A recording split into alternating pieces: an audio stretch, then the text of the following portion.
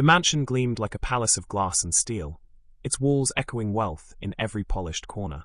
Chandeliers spilled golden light across marble floors, servants moved like ghosts with trays of silver, and portraits of powerful men lined the hallway like gods watching over their kingdom. But in one quiet room, hidden away from the grandeur, there was only silence. Daniel Harrington sat by the window, though sat was hardly the right word. He leaned forward slightly, as if listening for something beyond the glass.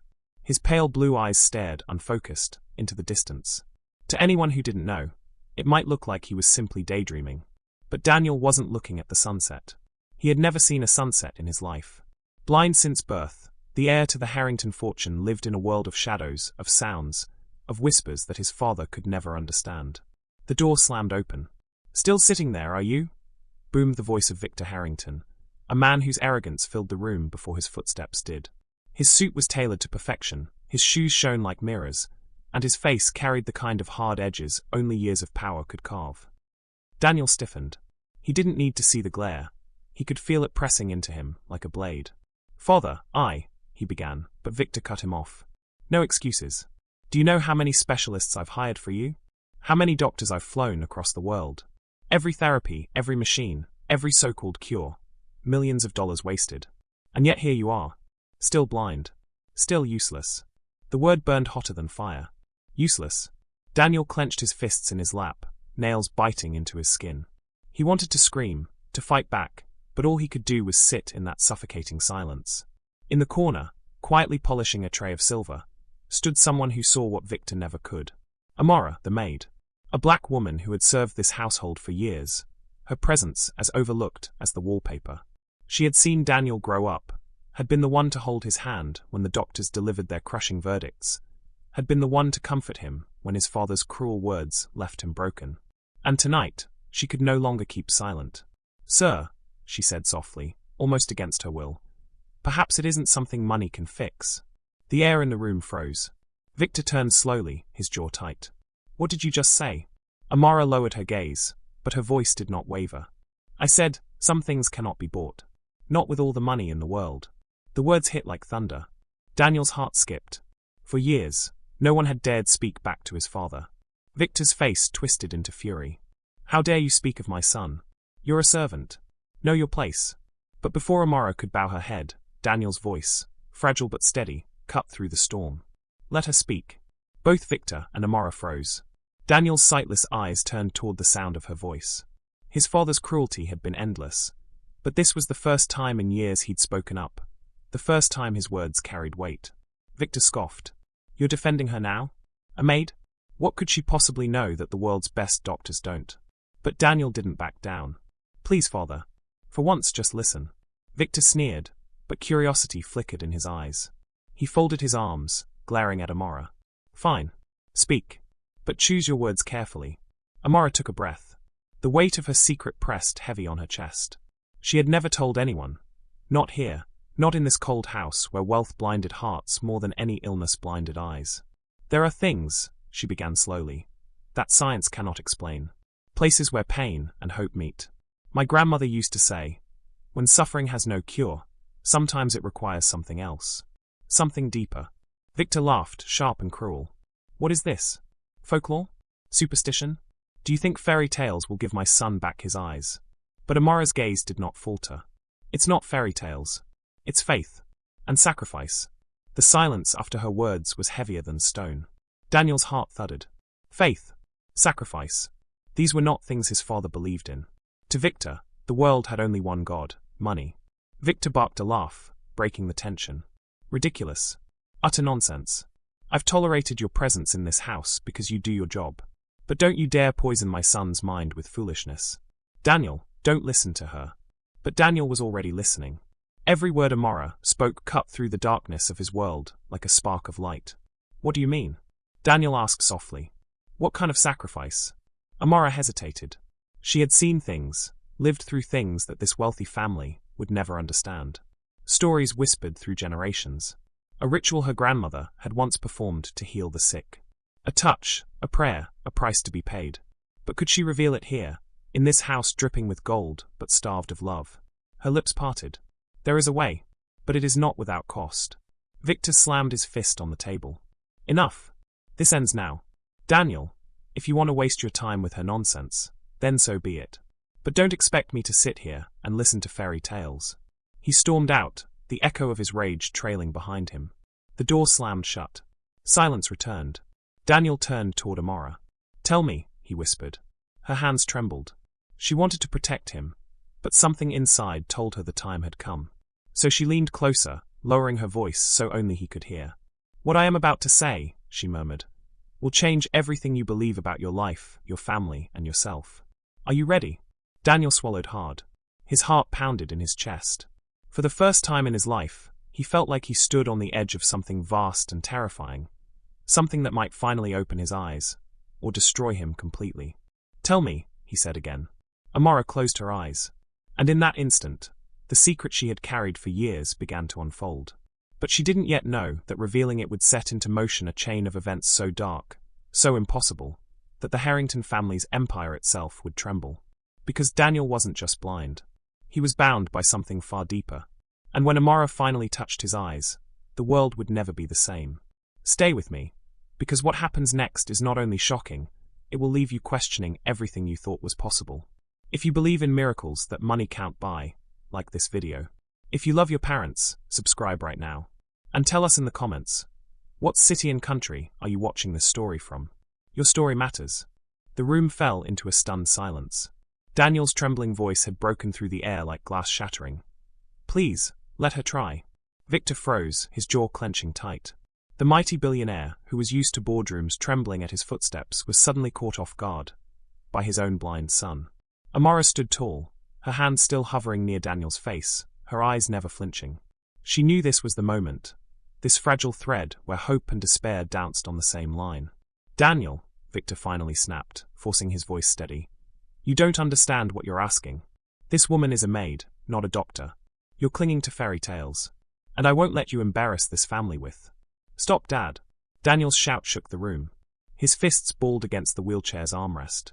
His head tilted up, and though his eyes were clouded with blindness, they burned with something stronger than sight, defiance.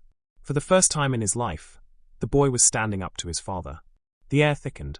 The staff that had peeked in from the corridor froze, whispering behind half-closed doors. Victor's nostrils flared. You dare. But before his fury could consume the room, Amara spoke in a calm, almost haunting tone. Let me tell you something, Mr. Victor. When I was a little girl in my village, there was a child much like Daniel, who could not see. Doctors gave up. His mother wept every day. And one night, when the moon was high, my grandmother took her hands, rubbed his eyes gently with oils she had blessed with prayer, and the boy screamed. Daniel flinched, leaning forward. Screamed? Why? Amara's voice dropped, almost a whisper. Because for the first time in his life, he saw light. The words sent a chill crawling across the room. Victor scoffed. Old wives' tales. Stories meant to trick desperate peasants. But Daniel grabbed Amara's hand. His voice cracked with desperation. Dad, please. Just once. If there's even a chance, just once. What are you afraid of? Victor's face hardened like stone. He wasn't afraid of miracles. He was afraid of losing control. If Amara succeeded, it would shatter the perfect world he built where money solved everything. Where he was the savior, not some maid from the kitchen. Enough, he barked. Amara, step back, or you're fired tonight. The threat cut the room in half. Daniel's lips trembled. Amara's eyes softened. And then she smiled. Fire me then, she whispered. But I will not stand by while your son begs for hope. Gasps echoed from the staff outside. No one had ever spoken to Victor that way. The billionaire's fist shook at his side, but for once, his power seemed useless.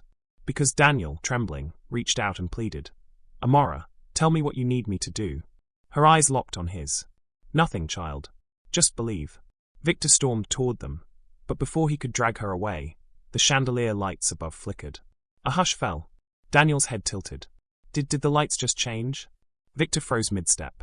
Amara gently placed her thumbs against Daniel's eyelids. Sometimes the universe responds when faith is stronger than doubt, she said softly. The entire house seemed to hold its breath. The ticking of the grandfather clock echoed like thunder in the silence. Daniel's lips quivered. I feel warmth. Like the sun, but inside my head.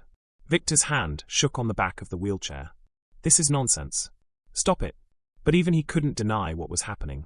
Daniel's pupils, pale and clouded since birth, flickered faintly as if something deep within them was stirring. Amara's voice grew firmer, almost chanting words no one understood. The staff in the hallway muttered prayers under their breath.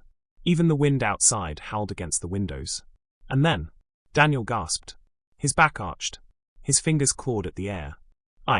I see something, he screamed. Victor's eyes widened. What? What did you say? Tears streamed down Daniel's face as his chest heaved. Shapes, colors. I don't know what they are, but it's not darkness. It's not darkness anymore. The room exploded in chaos. Some staff cried. Others crossed themselves in disbelief. Victor staggered back, gripping the table as though the ground beneath him had vanished. And Amara? She leaned closer, her hands steady, whispering words only Daniel could hear. But just as the miracle seemed undeniable, Daniel's face contorted in sudden pain. He clutched his temples, screaming louder than before. Make it stop. It's too much. The lights above shattered, glass raining down like stars. Everything plunged into darkness. The last thing anyone heard before silence swallowed the mansion was Daniel's trembling whisper. I saw her face. The words echoed like a ghost across the room. Victor stumbled forward, heart pounding. Whose face? But Daniel had gone limp in the chair. His chest rose slowly, as though he were drifting between two worlds. And Amara? She stepped back, her expression unreadable. Almost as if she knew this was only the beginning. The billionaire, the staff, the entire world. They were left trembling, breathless, desperate for answers. Because a blind boy had just claimed to see, and the truth behind her face would change everything. And that's where I'll leave you tonight. But before you go, I want to hear you. Do you believe miracles are possible? Comment below with yes, if you do, or no if you don't. And tell us your city and country. We love knowing where you're watching from. If you love your mom, hit subscribe right now. And if you love your dad, smash that like button. Trust me, you won't want to miss next, because what Daniel saw is darker, stranger, and more shocking than anything his father ever imagined. Daniel's chest rose and fell rapidly, his small hands trembling as he clutched Amara's wrist. His voice came out in a whisper that was almost a cry, a sound raw with disbelief. I saw her. The room fell utterly silent, as if the air itself froze to hear him. Amara's lips parted. Who, Daniel? Who did you see? My mother. His words were clear, sharp, and they shattered the atmosphere like glass hitting stone. Amara blinked. Her heart thudded painfully against her ribs. Your mother? Yes, Daniel said, his voice breaking. I saw her face. I saw her crying. His breathing grew uneven, as if the very memory scorched him from inside. And she was in chains. The words landed like thunder in Amara's chest. Chains. Crying. His mother. The woman Victor had sworn was dead, buried long ago, her memory erased. But the boy hadn't just imagined. His eyes, once blind, had finally glimpsed the light, and the first vision he claimed was his mother, alive and suffering. Victor's study door creaked open at that exact moment. Heavy footsteps echoed down the corridor. Amara quickly pressed her finger to her lips, urging Daniel to silence. The boy nodded, trembling. Victor entered, his presence filling the room like a storm. He carried his usual aura of command, his designer suit perfectly fitted, his jaw set like marble.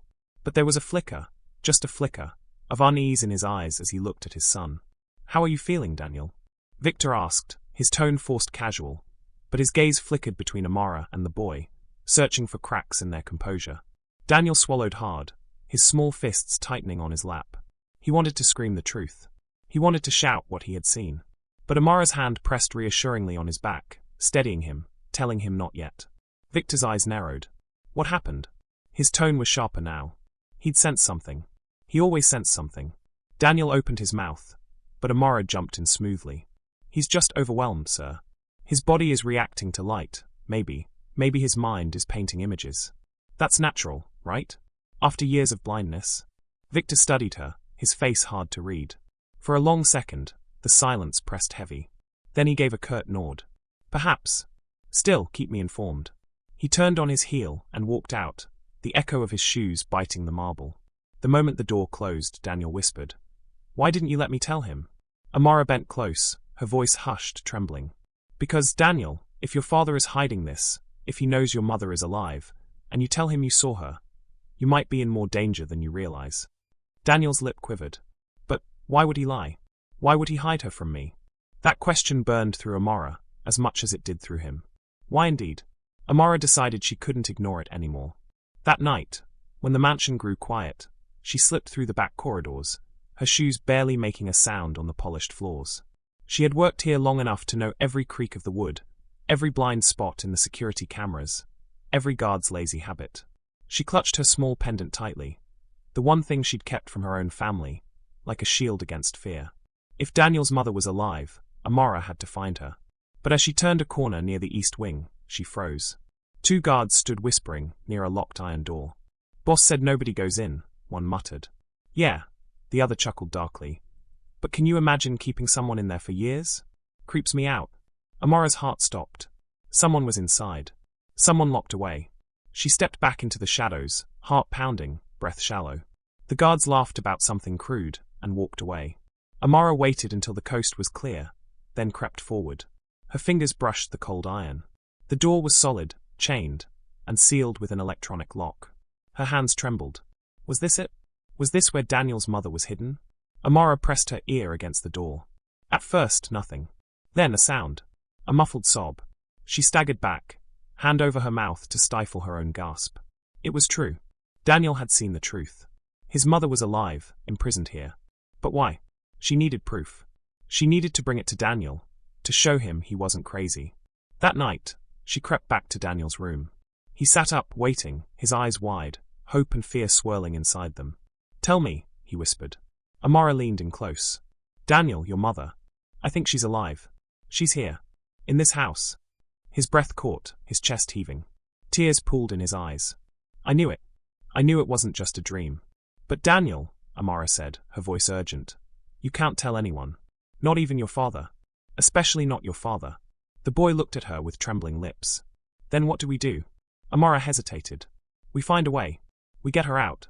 But you have to be brave. Braver than you've ever been." Daniel nodded.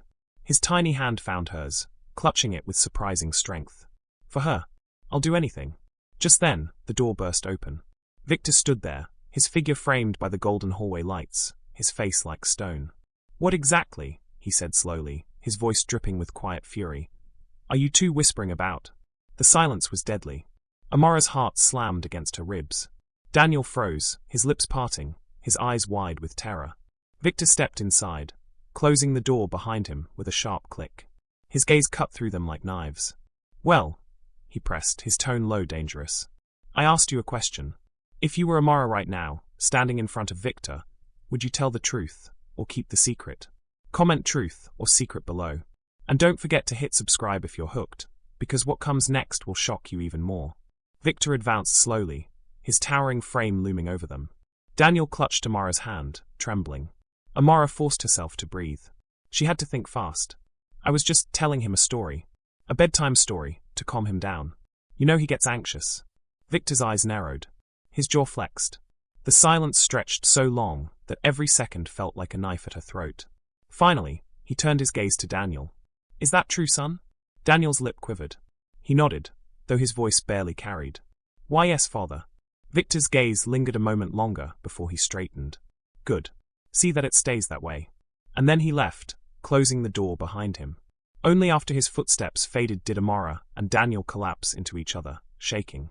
But deep inside, Amara knew they were running out of time. Victor suspected something. And when men like Victor suspected, blood often followed. Victor's shadow loomed closer. His eyes burned. And then, he asked a question that froze the blood in Amara's veins. But Daniel opened his mouth first. The chandelier above trembled, not from the wind, but from the weight of silence. The Harrington Ballroom, once a stage for power and arrogance, had turned into a prison of truth. The guests, restless and whispering, no longer smiled. Their eyes were on Elijah, on Amara, on Daniel, and on Victor, who stood trembling though he refused to admit it. "Enough of this circus." Victor barked, though his voice cracked. He pointed at Elijah, his finger shaking. "You, get out of my family's house before I." But the words stuck in his throat, because Daniel stepped forward. His small hands, still clutching his cane, rose slightly. His voice was quiet, but the quiet was sharper than Victor's shouting. "You don't scare me." The crowd shifted, startled. A boy standing up to the man everyone feared? The courage itself made people lean forward. Amara's hand pressed gently on Daniel's shoulder, but Daniel shook his head. He wanted this. He needed this. Victor sneered. Oh really? You don't know who I am, kid. Daniel tilted his head, as though listening to something beyond Victor's words. Then, with devastating calm, he said, I know who you are. You're the man who's about to lose everything. The audience gasped, and for the first time, Victor's mask cracked. The lights flickered, plunging the ballroom into a brief, eerie darkness. When they steadied again, Elijah held something in his hand, a small black device, glowing faintly. The crowd murmured. What is that? Eleanor demanded, her diamonds trembling against her chest. Elijah's voice was low, deliberate. This, he said, is the truth you've hidden for decades. Financial records, secret transactions, bribes, every sin you thought buried. And tonight it's going to see the light. The guests erupted in shock, whispers flying like sparks. Phones were raised. Some recorded, others dialed furiously. Victor lunged forward. You won't ruin us. But Elijah didn't move. Instead, he looked directly at Daniel. Do you want to finish what we started? The boy nodded. And in that moment, the weight of the ballroom shifted. It was no longer about wealth or power. It was about a blind boy who saw more than anyone else, a maid who carried more dignity than any jewel, and a stranger who dared to confront an empire. Victor's scream ripped through the hall as he grabbed for the device. But Amara moved faster than anyone expected. She pulled Daniel back, spun on her heel, and whispered one word that froze every soul in the room. Run. The music had long died, but now the sound was chaos. Shouts, footsteps, the clatter of glasses shattering as bodies moved. Daniel's small hand gripped Amara's tightly as they dashed through the crowd. Elijah followed close, the device clutched to his chest. Behind them, Victor roared, shoving anyone in his way. Stop them, he yelled, his face red, veins bulging. They'll destroy everything. But no one stopped them. Because no one wanted to. The guests had seen too much, heard too much. And secretly, many of them wanted the Harringtons to fall. The trio burst into a narrow corridor lined with portraits of stern ancestors. The air was thick with dust, the kind that clung to secrets. Amara's breath was ragged, but she refused to let go of Daniel. Elijah, she gasped. Where do we go? Elijah's eyes scanned the hall, sharp and calculating. Then he saw it, the side door leading to the gardens. Their escape. But just as they reached for it, the sound of boots thundered behind them. Victor's men, loyal dogs in black suits, surged into the corridor. Give it back, one of them snarled, reaching for Elijah. Elijah ducked, spun, slammed his elbow into the man's ribs. Another came at him, but Amara grabbed a broken candlestick from a side table and swung with every ounce of fury she had. The crack of brass against bone rang out, and the man fell with a howl. Daniel, breathing hard, clutched his cane like a sword. Keep moving. Don't stop. His voice was so fierce, so commanding, it startled even Amara. But she obeyed. They charged through the side door into the night air. The garden stretched wide, the moon casting eerie silver across the hedges. For a moment, it felt like freedom, until headlights flared in the distance. A black car tore across the gravel, engine growling like a predator. Victor stepped out, his suit torn, his face twisted with rage. In his hand gleamed a pistol. The guests who had followed into the garden screamed and scattered. But Victor didn't care. His eyes locked on Elijah, Amara, and Daniel. This ends now, he hissed, raising the gun. The world seemed to stop. Even the wind fell silent. Amara froze. Elijah clenched his jaw. And Daniel did something no one expected. He stepped forward. Victor, he said, voice steady. If you're going to shoot, shoot me. The crowd gasped. Amara cried out, trying to pull him back. But Daniel stood firm, blind eyes lifted toward the man with the gun. Why? Victor spat. Why would you stand in my way? Daniel's small hand trembled, but his words didn't. Because you've spent your whole life mocking people like us. People you thought were weak. But we're the only reason you've ever stood so tall. And I'd rather die standing up to you than live bowing down. The garden was silent, every breath held. Victor's finger twitched on the trigger. His face contorted. He was seconds from firing. And then, a voice cut through the night. Drop the gun. Red and blue lights exploded across the garden. Police cars skidded onto the lawn, officers pouring out with weapons drawn. The glow painted Victor's face in a sickly red, his power crumbling before the eyes of the world. Phones were out again, recording every second. The story was no longer a secret. It was viral. Victor's arms shook, his pride battling his fear. But when a dozen laser sights darted his chest, the fight drained from him. The gun clattered to the ground. Elijah stepped forward, his voice steady, echoing across the stunned garden. It's over. The world knows now. Your reign ends tonight. Victor collapsed to his knees, screaming curses that no one listened to. The Harrington name, once untouchable, was now dirt beneath the boots of justice. Amara dropped to her knees beside Daniel, clutching him tight, tears spilling down her face. You were so brave, she whispered. So brave. And the boy, still trembling, managed a small, tired smile. I just wanted him to know we weren't afraid anymore. The crowd erupted, not in applause, but in the heavy, breathless sound of disbelief. History had shifted. The mighty had fallen.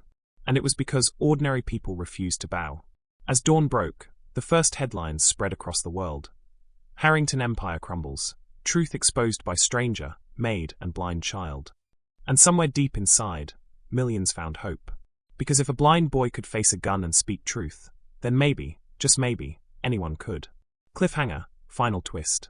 The police dragged Victor away, but Elijah's phone buzzed. On the screen was a single message from an unknown number.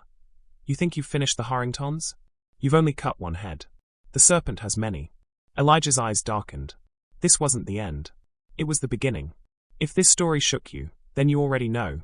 This fight isn't just fiction. It's a reflection of the world we live in. Would you have stood with Daniel in that garden? Comment. Yes, if you would, and tell us your city and country, so we know where the brave ones are watching from. Don't forget to subscribe, because the next story is even darker, and you won't want to miss the truth when it drops.